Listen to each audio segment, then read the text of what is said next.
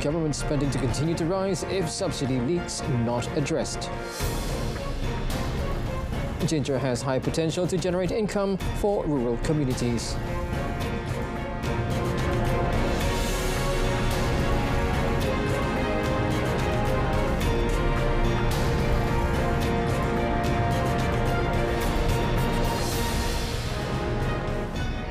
Hello, good evening and salam Malaysia Berdani. Thanks for joining us. I'm Otto Othman and you're watching Malaysia Tonight.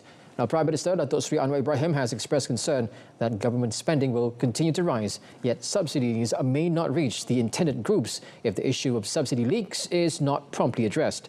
He stressed that leakages and wastage in government subsidies allocated to the people must also be effectively addressed through accurate data and information provided by the Department of Statistics Malaysia, DOSM. Dan dari kajian baru-baru ini dalam beberapa persidangan termasuk megatrends khazanah, ternyata menurut kajian pakar-pakar ekonomi antarabangsa, Malaysia ini dengan hasil kutipan cukai yang paling rendah, tax base yang paling rendah, tetapi subsidi di antara yang tertinggi di Asia. Ya, betul baik beritanya, subsidi tertinggi, tetapi tanpa dibantu dengan angka dan data yang baik, kita dapati banyak juga subsidi ini yang bocor. Dan ketirisan ini mesti ditangani. Kalau tidak, kita akan terus menambah perbelanjaan tetapi tidak sampai kepada kumpulan sasar. He said this in his speech at the DOSM 75th Diamond Jubilee celebration today. In the same event, DOSM published the Cost of Living and Indicators report in conjunction with the 75th Diamond Jubilee anniversary of DOSM. The report includes the Cost of Living Index and the Basic Living Expenditures. The Chief Statistician, Datuk Seri Dr. Muhammad Uzair Mahidin, emphasised that the development of the report, which started in 2018, considers household spending patterns based on the household income and expenditure survey. Meanwhile, DOSM welcomed the Prime Minister's mandate to make DOSM as an example and reference for neighbouring countries. Chief Statistician Datuk Seri Dr. Muhammad Uzair stated that his team is always prepared to be a specific reference in the field of data.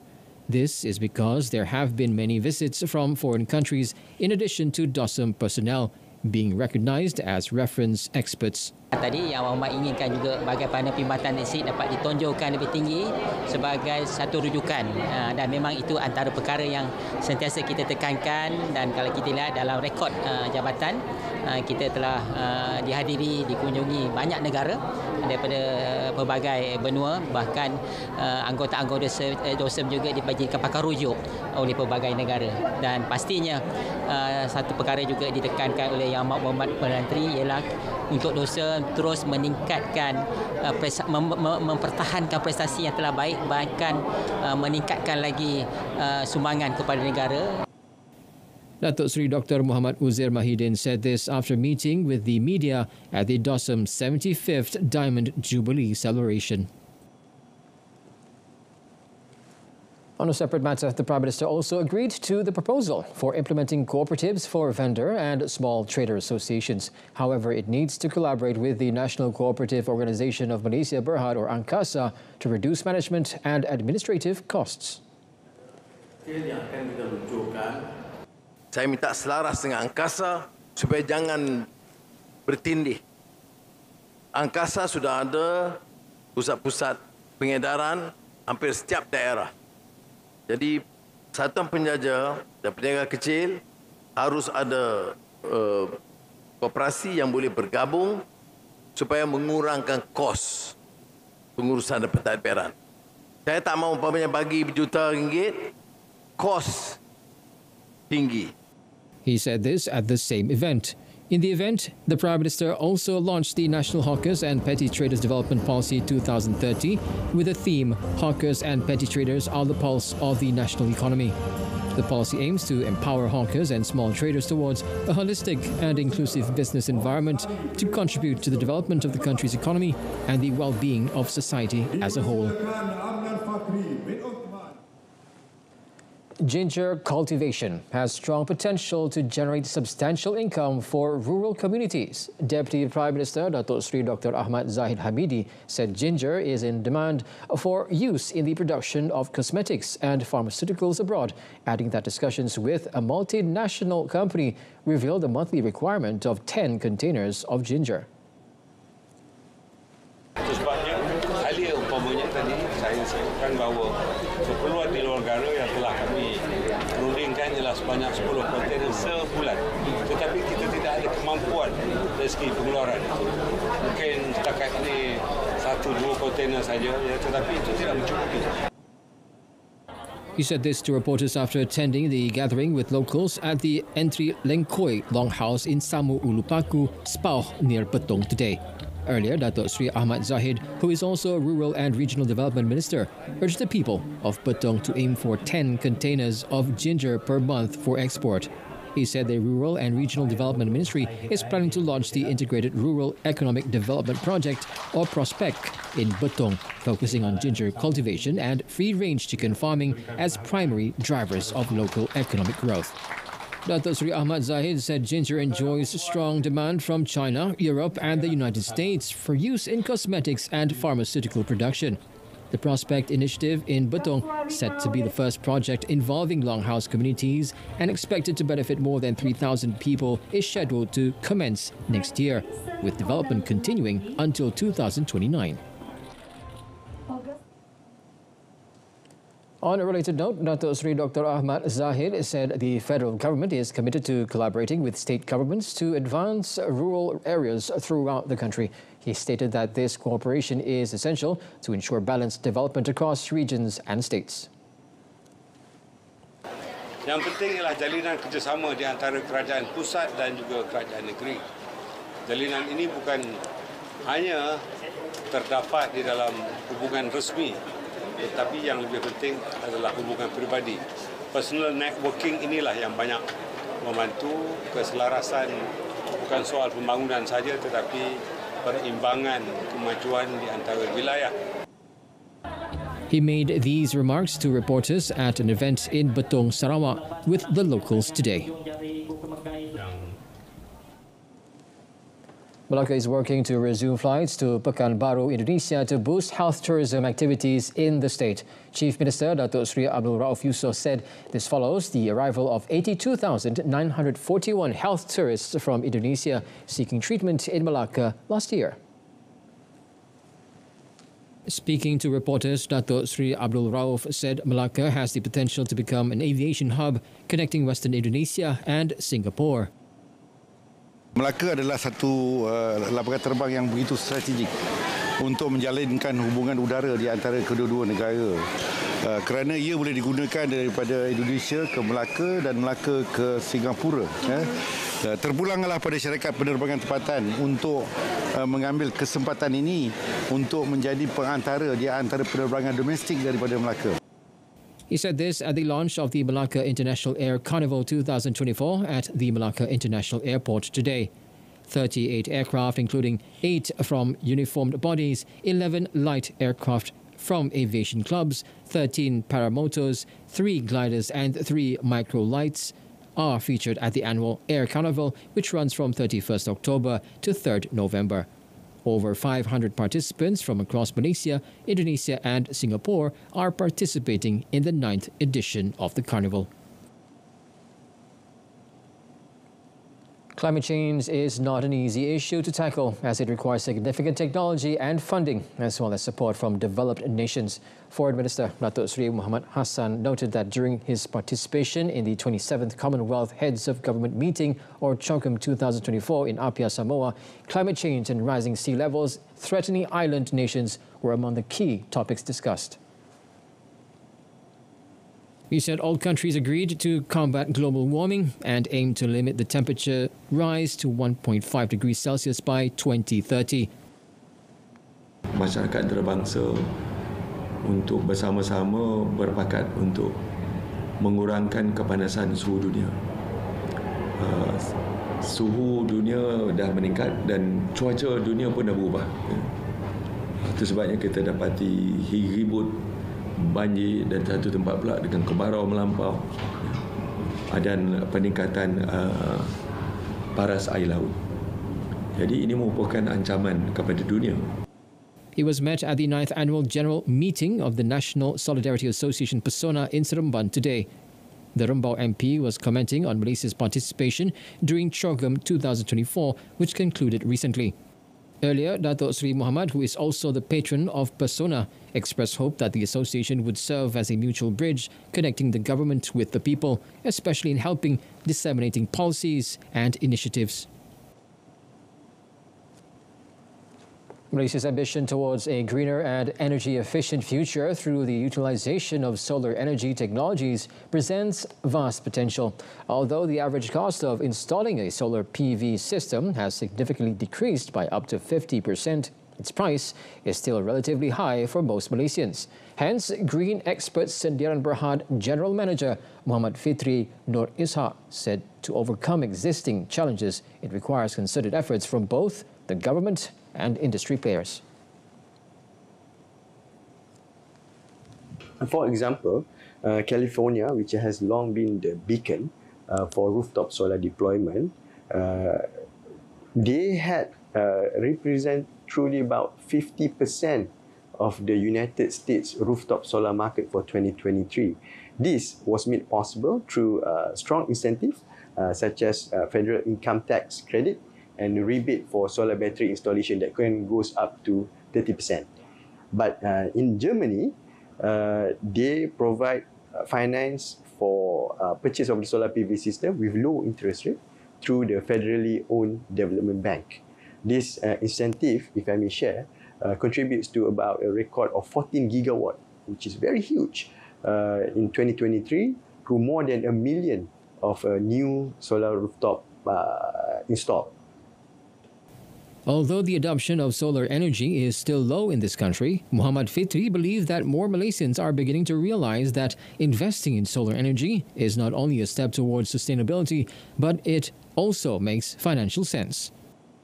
In addition, Muhammad Fitri is also optimistic that the future of solar energy looks bright in Malaysia due to the acceleration of climate change and the increased awareness among Malaysians on the benefits of solar energy in reducing their electricity bills and carbon footprint. Well, to be honest, looking at the numbers today, I think sky is the limit. Just to add on to this point, solar PV technically in Malaysia is estimated to reach around 269 gigawatt, with just an estimated of 2.6 gigawatt installed capacity has been completed since 2011, leaving us about 95% of untapped technical potential. This is huge.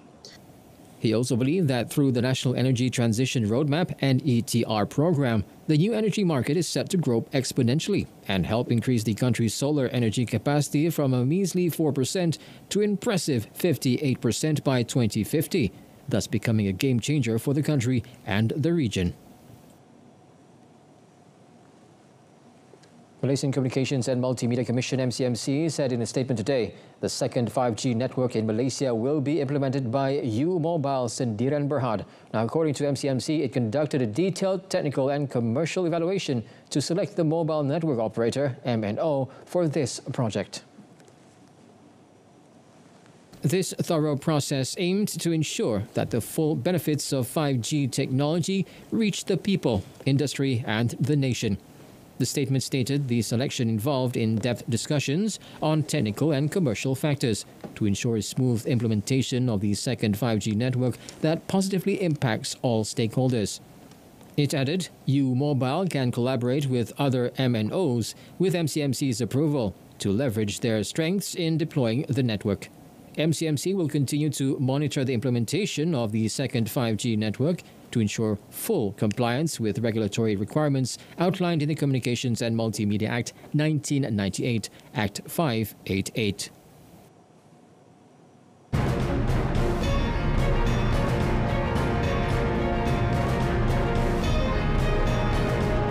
Coming up, no obstruction, no interference in probe on Nafas and Khazanah.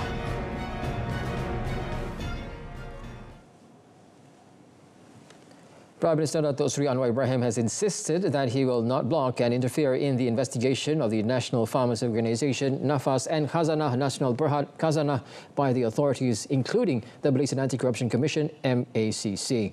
He said the investigation must be done fairly, regardless of rank and position, or whether it involves government or private companies. Siapa saja tanpa kecuali ada kes SPRM masuk. Kalau kes jenayah, polis diraja masuk, tak kira dia jawatan apa, pangkat apa, syarikat kerajaan ke syarikat swasta. Nafas betul bebas, tapi di bawah penguasaan Menteri Pertanian dan Keterjaminan Makanan. Baru ini kes khazanah. Itu khazanah pengurusi sekarang Perdana Menteri. Tapi saya tak halang siasatan. Sama ada kes dulu, yang ini kes dulu. Tapi kalau kes sekarang pun, ada saja laporan sama ada Perdana Menteri pengurusi atau tidak. Kalau salah siasat, kalau salah dakwa, kalau salah hukum, saya tidak peduli. Baru boleh kita perintah dengan adil. The Prime Minister commented this on the issue of investigations into NAFAS over alleged cartel involvement in the distribution and supply of paddy fertilizer contracts. Earlier, MACC Chief Commissioner Tan Sri Azam Baki was reported to have said that the Commission had started an investigation into investment losses amounting to 43.9 million ringgit suffered by Khazanah and Permodanan Nasional Berhad in Fashion Valley. The Malaysian Anti-Corruption Commission's probe into Khazanah Nasional Berhad and Permodanan Nasional Berhad's investments in Fashion Valley, FV, will be fair and professional. In a statement, MACC Chief Commissioner Tan Sri Azam Baki also urged the public to refrain from speculation and a trial of public opinion. It stressed that the investigation was important because it involved the use of public funds and was an issue of public interest. MACC assures that a thorough investigation will be conducted in a fair and professional manner. On 29th October, the Finance Ministry revealed in the Dewan Rakyat that PNB and Khazanah lost 43.9 million ringgit from the sale of their minority stakes in FV. In 2018, Khazanah invested 27 million ringgit and PNB 20 million ringgit for minority stakes in the online business company. These stakes were sold for just 3.1 million ringgit. The Royal Malaysia Police PDRM has begun an investigation into an alleged bullying case involving a cadet officer at Universiti Pertahanan Nasional Malaysia UPNM. Inspector General of Police IGP Tan Sri Razaruddin Hussein said an investigation paper was opened following a report lodged by the 20-year-old victim, and the investigation was carried out under Section 324 of the Penal Code. Berdasarkan laporan ini juga dikatakan kejadian berlaku pada 22 Oktober yang lalu. Jam lebih kurang 11.45 malam lah di bilik asrama UPNM itu sendiri. Suspek dalam kes ini berumur lebih kurang 22 tahun dan kenal pasti. Juga dikenali oleh pengadu atau mangsa itu sendiri. The IGP added the victim was scalded in the incident, which happened in the presence of a few other senior students. Yesterday, Prime Minister Datuk Seri Anwar Ibrahim emphasized his government will not tolerate a bullying culture in educational institutions and instructed the Higher Education Ministry and the Education Ministry to take a stronger stance against gangsterism, bullying and thuggish behavior. About 50 enforcement officers of the Malaysian Immigration Department who were arrested by the MACC last September on suspicions of being involved in the counter-setting syndicate have been transferred to other units. Immigration Director General Datuk Zakaria Shaban said officers concerned had been transferred from their original assignments and would no longer serve at the entry control counter at the Kuala Lumpur International Airport, KLIA. To date, a total of 50 immigration enforcement officers have been arrested on suspicion of conspiring with this syndicate, which allegedly used a counter-setting tactic at KLIA to facilitate unauthorized entry. Dari segi jabatan, kita tidak akan berkompromi mana-mana pegawai immigration yang terlibat dalam soal integriti ini, dan tindakan tegas juga kita akan ambil apabila pihak sekolah selesai siasatan mereka. He said this to reporters after the end of the training parade by 362 immigration officers at the Malaysian Immigration Academy in Port Dickson today. The MACC had uncovered syndicate activities that involved bringing foreigners into Malaysia, including individuals from Myanmar, Bangladesh, Indonesia, India, Pakistan and Nepal, through entry points without proper inspection by authorities. The syndicate's operations come to light after the MACC arrested 12 individuals in the Klang Valley, Pulau Pinang and Kelantan.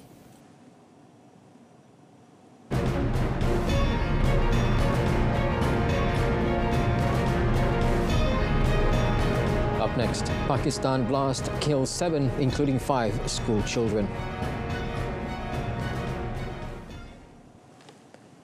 Serbia wound up a rescue operation and opened an investigation on Saturday into a roof collapse that killed at least 14 and injured 3 at a railway station in the northern city of Novi Sad. The disaster happened on Friday when a length of roofing along the entrance to the station collapsed on a sunny day. Rescuers worked into the night using heavy construction machinery to free the dead and wounded from under the rubble. On Saturday morning, people brought flowers and lit candles near the site. Workers were clearing away the last of the rubble. The station in the city, about 70 kilometers northwest of Belgrade, had been undergoing renovation work. Transport Minister Goran Vesic said the inquiry, opened by authorities in Novi Sad, would include the State Traffic Institute, State Railway Company, and the Chinese consortium that has been undertaking the renovation work. Authorities declared Saturday a national day of mourning.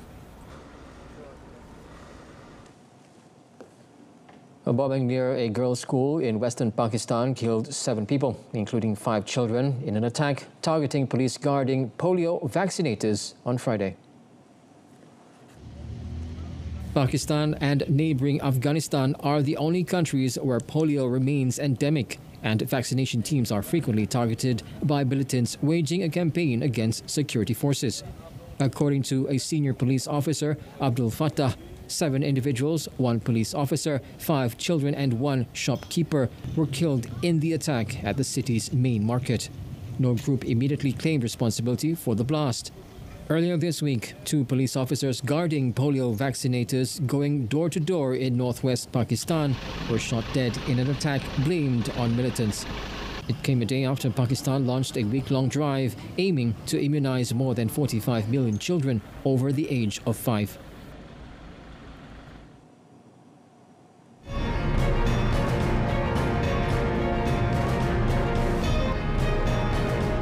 Coming up in sports, Martin seizes advantage with sprint win as Banyaya blunders.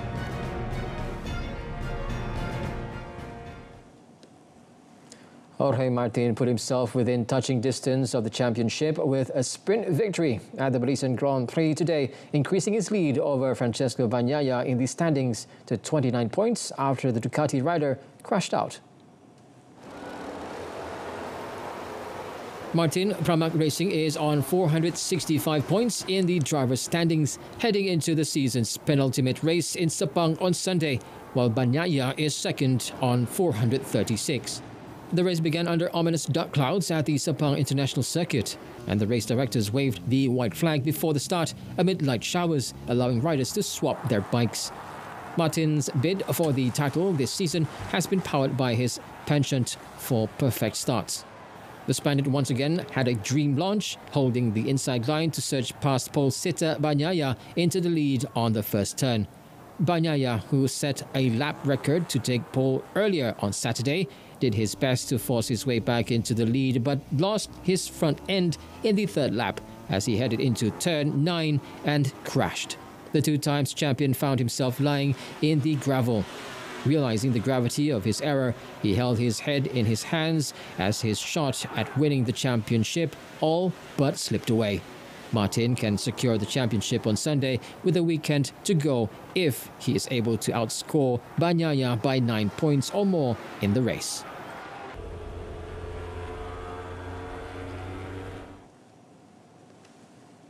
Johor Darul Ta'zim JDT strengthened their hold at the top of the Super League with a resounding 4-0 win over bottom-placed Negeri Sembilan FC at the Tuanku Abdul Rahman Stadium in Paroi last night.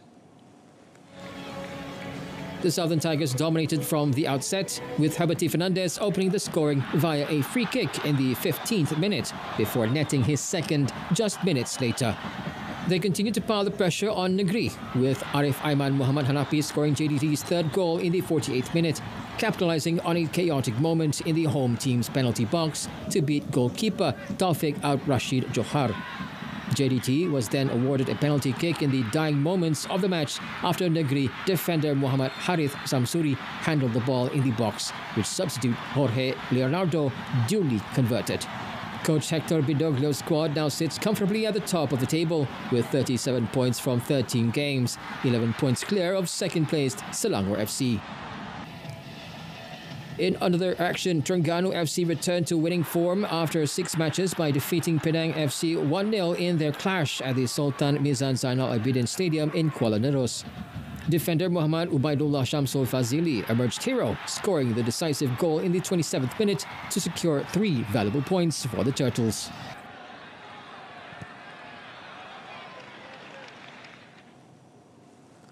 Manchester United have named Portuguese Ruben Amorim as manager to replace Erik ten Hag, hoping one of Europe's brightest young coaches can restore them to former glories. The 39-year-old Sporting Lisbon coach quickly emerged as the hot favourite for the Old Trafford job after ten Hag was sacked on Monday following a terrible start to the season.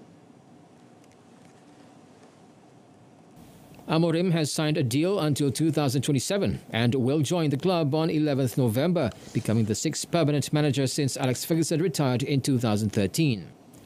Ruud van Nistelrooy will remain in temporary charge until Amorim arrives at Old Trafford.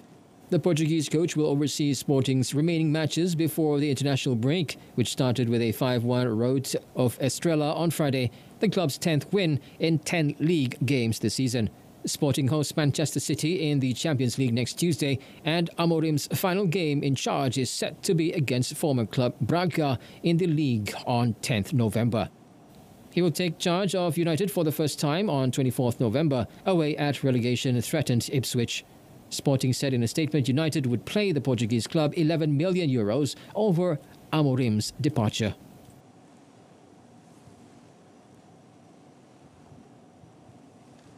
Well, that concludes this edition of Malaysia Tonight. In our top story, government spending to continue to rise if subsidy leaks not addressed. Now, till then, I'm Otto Othman. From the river to the sea, Palestine will be free. Thanks for watching and have a pleasant evening.